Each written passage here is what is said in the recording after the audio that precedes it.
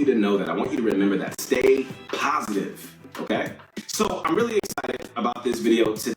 We've seen Fortnite have 2 Battle Royale islands to drop onto, right? I mean, both of them have had, major changes since it was first introduced. And new points of interest and, drop locations have been added, and taken away. Some have been great and some of them have been awful. In today's video, we're going to be going over 7 drop locations that were incredible.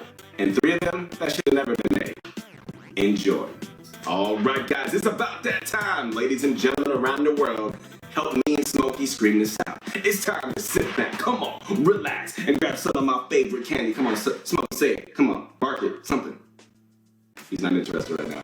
It's that Budget Crunch. And let's get this going. Woo! Season 1 of Fortnite's second chapter lasted for what felt like forever. And everyone knew that Epic Games needed to add something game-changing to Season 2 to really generate some fresh interest to the game. The biggest change to the Battle Royale island had to be the agency, which took the place of the island from Season 1.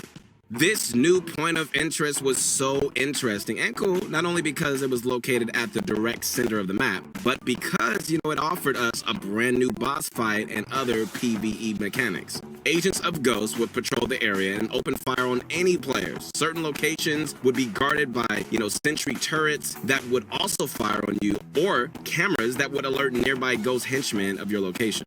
So the coolest thing of all, was Midas himself. While Midas is the Chapter 2, Season 2, level 100 Battle Pass reward, he is also a boss that shows up in the agency. The Golden Man is tough to take down. He can take a lot of bullets, but you do get some great loot and access to the nearby vault for your troubles. All in all, when Chapter 2, Season 2 began, this was probably the coolest location on the entire map.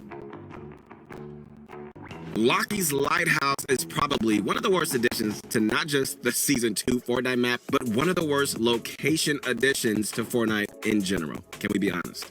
Not only is this map far too out of the way to be useful, I mean, my goodness, it's all the way up at grid reference C1. It's a tiny location with absolutely nothing interesting nearby. Going to the lighthouse is a serious waste of time. The lighthouse itself is a giant spiral staircase that leads to very little loot, meaning you have to visit the nearby museum that also only has a couple of chests located inside of that. So after you've collected the meager amount of loot in the area, all right, you're faced with what is likely to be a cross-map journey to get yourself into the action, which is never a fun experience. The only cool thing about this location is the Dusty Depot picture in the area's museum, and that isn't really worth the effort to go there. There was a time when there was no story in Fortnite. When all we cared about was learning the basics of building and then just trying to get the Victory Royale. These days, the storyline is deep, and it's continuing to evolve. And it all started when Dusty Depot was formed. So when we booted up Season 3 for the first time and we saw Dusty Depot wiped away in a crater, it was one of the coolest moments in the history of Fortnite, and really marked the beginning of Fortnite's storyline. The area would change a lot in the coming years, with the military base at the center becoming overrun with trees as the world began to heal from the colossal meteor impact. Eventually, a diner would even be built at the site, commemorating the impact by repurposing the leftover husk of Dusty Depot. It was an area on the map that was the heart of the Chapter 1 storyline. Constantly changing, and for that, it more than deserves to be called one of the best locations in the game. So the Fortnite Chapter 2 map has many more city and town-style locations than the original Chapter 1 map. But one of the more interesting of these towns and cities has to be the sleepy seaside town of Sweaty Sands. So filled with a mixture of tall buildings, open beachfronts, a pier, looks really nice, want a vacation there, and clustered smaller buildings, this area complements pretty much any playstyle that you can just think of. There's plenty to loot to go around, and a fair few, people drop here every game if you're looking to pick up some early eliminations, which is also a lot of fun, personally. There's even more chests and loot buried in the sands of the beach, if you know where to look. Sweaty Sands offers, a truly colossal 34 chests in total, which means there's more than enough top-tier loot to go around.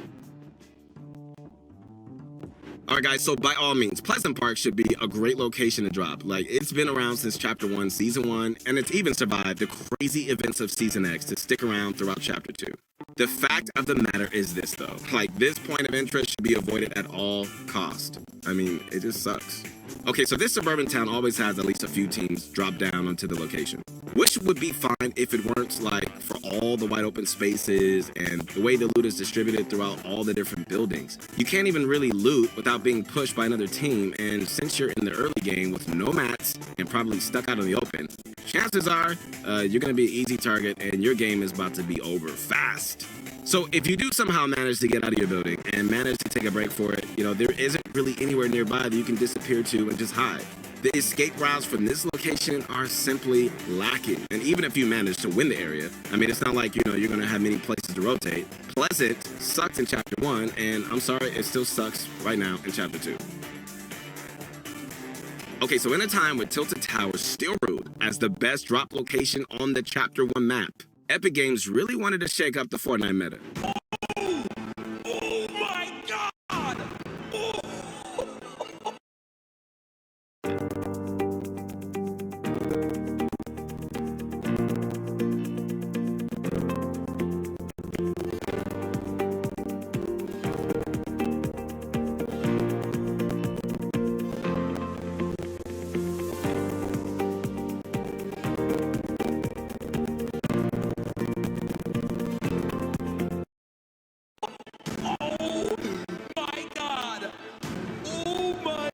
Tilted had been dominating drops for like far too long, and so they wanted to add another city-style location that could hopefully spread out where people dropped.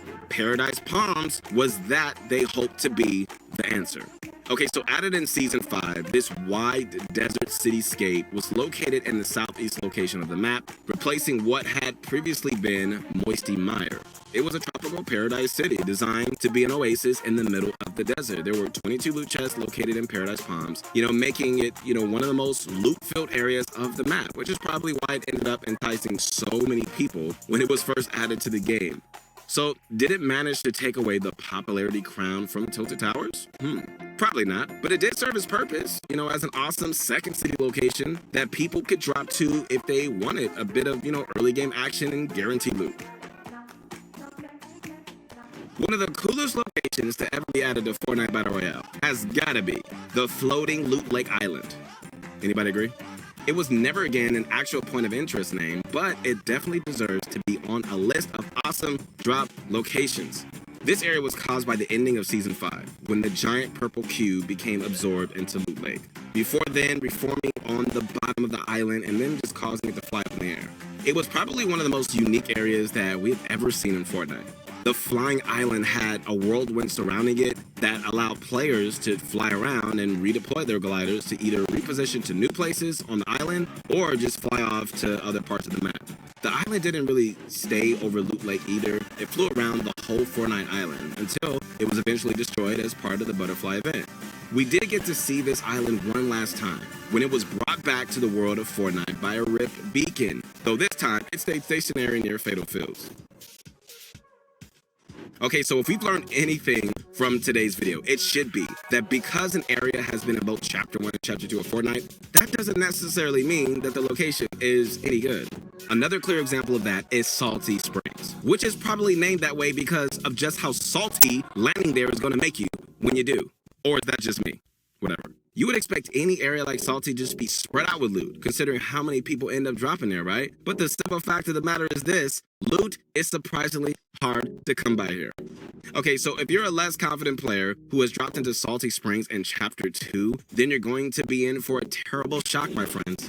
People who drop here are usually itching for a fight and are mostly incredibly aggressive WQ players. That means they're going to hunt you down and keep pushing on the fight no matter what you do and how you disengage. They're going to follow you until they get you. That's just how it is. Because of that, if you drop at Salty, you're almost definitely going to get third party. Like, yeah, it's just going to happen. And if you don't, it's not like there's anywhere else to rotate anyway.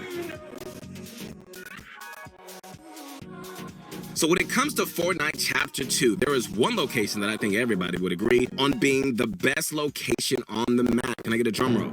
It might not have reached, the legendary status of Chapter 1's Tilted Towers, but the Slurpy Swamp and nearby Slur Factory have gotta be the single best drop spots of Chapter 2, located inside of both C6 and C7 on the maps. This large map has the unique ability of being able to give you health and shields just by standing in certain locations. The Slurp Factory is leaking slurp juices, and while this would be an escalogical disaster if it really happened in the real world, these patches of blue goo can actually heal you and give you shields if you just stand in them.